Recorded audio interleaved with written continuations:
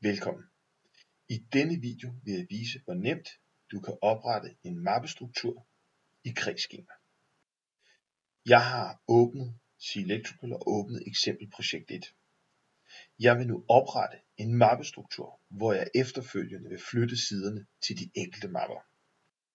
Jeg højreklikker på kredsskema og vælger ny mappe.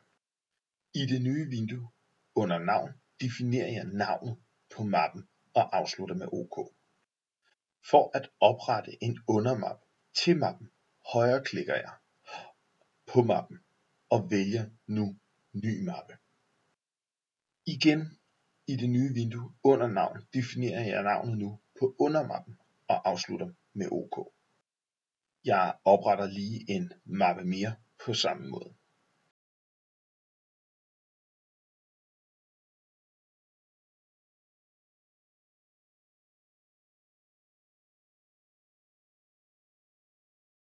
Nu flytter jeg mine sider ned i mapperne.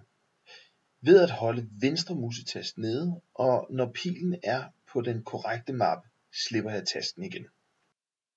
I det nye informationsvindue klikker jeg på OK for at afslutte.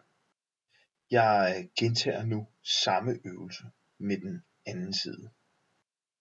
Nu vil jeg ændre sorteringen på mine mapper. Jeg højreklikker på en af undermapperne og vælger sorter. I det nye vindue har du mulighed for at flytte rundt på mapperne ved hjælp af pilene til højre. Når jeg har fået opstillingen, afslutter jeg ved at klikke på OK. Rigtig god fornøjelse med at oprette din egen mappestruktur.